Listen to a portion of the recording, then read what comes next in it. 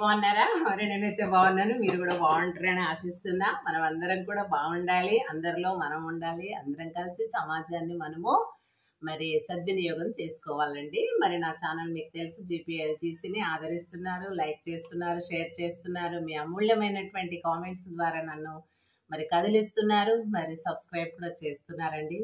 Thank you so much. And మన ప్రోగ్రాంలోకి వెళ్దాం. మనకు తెలుసు కదా, మన ప్రోగ్రాం నా ఒక్కదాంది కాదండి, మనందరిది. మనము సమాజంలో ఉన్నటువంటి భాగస్వాములం కాబట్టి మనందరి ప్రోగ్రాము సమాజము నాడు నేడు ముచ్చట్లు కదండి. మరి ఇప్పుడు ఈ ముచ్చట్ల లోపల ఒక కొత్తదనం సంచరించుకుంటుంది.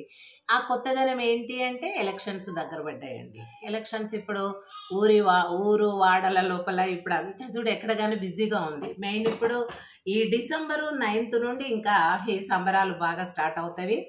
అయితే మొన్న మీకు చెప్పాను, మీ ప్రతి ఎలక్షన్స్ అప్పుడు ప్రజలందరూ మెలకువగా ఉండాలి. సమాజంలో నా యొక్క పాత్ర ఏమిటి అనేది గ్రహించాలి. మీ అందరికీ మరి నేను మరొకసారి తెలియజేస్తున్నాను.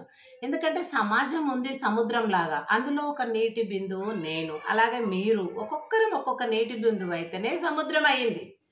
కాబట్టి ఆ సముద్రంలో మనము నీటి బిందువులాగా ఉండడం చేతనే అంత పెద్ద మరి సముద్రం తయారైందండి. ఆ సముద్రంలో మనం ఒక నీటి బిందువు అని కొట్టి పడేయద్దండి. మనం కూడా ఆ యొక్క సముద్రంలో కూడా జలభాగమే. కాబట్టి ఇక్కడ కూడా మానవ సంపదనే, ప్రజలమే. కనుక ఇప్పుడు ఎలక్షన్స్ అప్పుడు మనకున్నటువంటి ఆయుధం ఏంటి? ఇప్పుడు పాము కానీ లేకపోతే ఒక లయన్ కానీ ఏదైనా క్రూయల్ అనిమల్స్ ఉంటాయన్న భయంతో మనం ఏం చేస్తాము? పాము, తేలు అలా ఏదైనా అయితే కూడా కర్ర చేతిలో పట్టుకొని పోయేది ఎప్పుడు కూడా. ఆ కర్ర వాళ్ళకి ఆయుధం. మరి ఇప్పుడు మనకు ఈ సమాజంలో ఉన్నటువంటి దుస్థితిని కానీ దుష్పరిణామాలను కానీ ఎదుర్కోవాలంటే ఏకైక సాధనము మనకేంటి? ఓటు. ఈ ఓటు అనే సాధనం మనకు ధరించుకొని మనం భూమి మీద ఉన్నంత కాలం ఈ దేశవాసులుగా మనకు అది హక్కు ఉంటుంది. మన జన్మ తరహా అది మనము వచ్చినటువంటిది. కాబట్టి దాన్ని మనం సద్వినియోగం చేసుకోవాలి, కానీ దుర్వినియోగం చేసుకోకూడదు. ఎవరైనా కూడా ఇల్లెంబడి తిరిగి డబ్బులు పంచి ఏమన్నా ఆశ చూపించి ఏదైనా మనకు చేసినప్పుడు ఆశకు సరే అనండి, వాళ్ళు ఎట్లా చెప్తే అట్లా అనండి, అందాము. కానీ వేసేటప్పుడు ఆ గ్రూపు, ఆ టీము, ఆ అభ్యర్థులల్లా ఎవరు ఎలాంటి వ్యక్తో మనకు తెలుసు.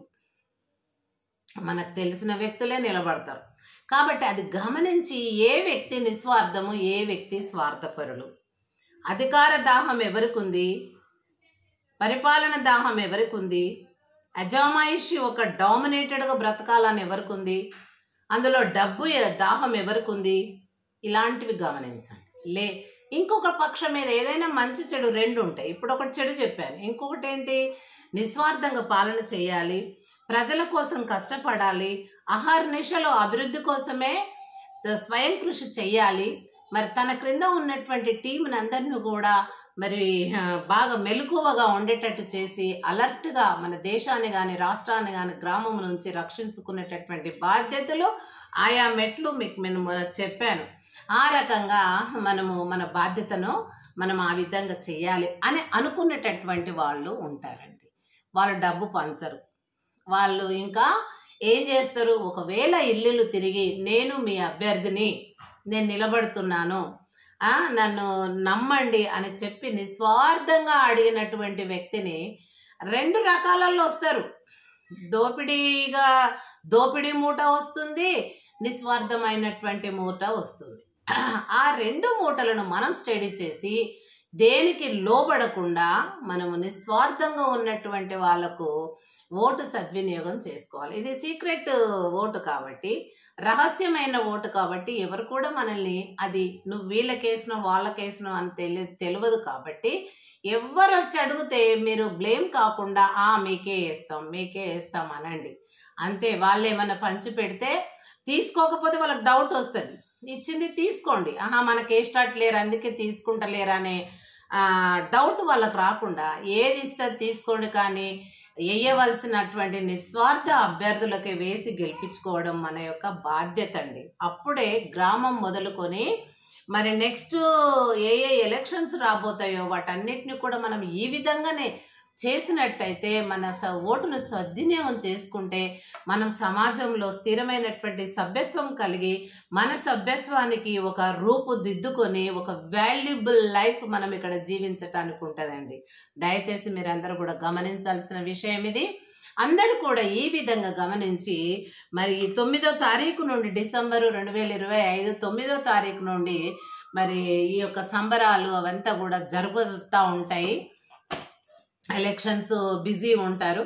అదంతా కూడా గమనించి గ్రహించి మరి మనం ఎవరు నిలబడబోతున్నారు, ఏ టీము 2-3 టీంలు ఉంటాయి కదండి అపోజిషన్ పార్టీస్, అది ఏ పార్టీ నిస్వార్థంగా ఉంది, ఏ పార్టీ స్వార్థపరితము అహంకారము గర్వం. ఇప్పుడు మీకు నేను చాలాసార్లు చెప్పాను, ఇప్పుడు గుడిసె అయినా వాడు రోడ్డు మీద టెంట్ అయినా పోయి ఆడు ఏంటి కొడవళ్ళు అవి పెంకలు రేకులు అమ్ముకునేటోడు వాని దగ్గర గుడిసెలకు జొర్రి కూడా నీళ్ళ గ్లాస్ తెప్పించుకొని తాగే పోజులు ఇస్తూ ఉంటారు.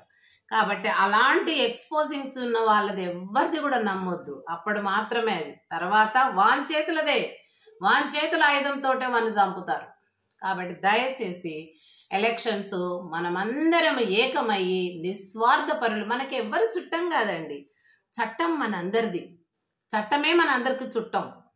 ఆ చట్ట ప్రకారం మనం నడుచుకోవాలి. కానీ పార్టీ అభ్యర్థులు చుట్టం కాదండి. మన సొంత ఇంట్లో తమ్ముడు అన్న కొడుకు ఎవరు నిలబడినా కూడా వాళ్ళు మంచి వ్యక్తి కానట్టయితే వాళ్ళకు వేయకూడదు. ఇంటి వ్యక్తులు మనకు తెలుసు కదా, కొడుకైనా కోడలైనా ఇంటి వాళ్ళు ఎవరైనా మంచి స్వార్థపరులు అయితే వాళ్ళకు వేయకూడదు. కొడుకైనా కోడలైనా ఎవరైనా కానీ ఆ పరాయుడు ఎవడో తెలియనోడు, కులమేత భేదాలు మనకు లేవు, భిన్నత్వంలో ఏకత్వం ఉన్న దేశం కాబట్టి ఎవరైనా పర్వాలేదు, పరాయుడు ఎవరైనా కావచ్చు, XYZ. మన ఇంటి నిలబడిన అభ్యర్థుల కంటే వేరే వాళ్ళు ఎక్కడోడో మంచోడు అనిపిస్తే మనం వాళ్ళకి వేయాలి.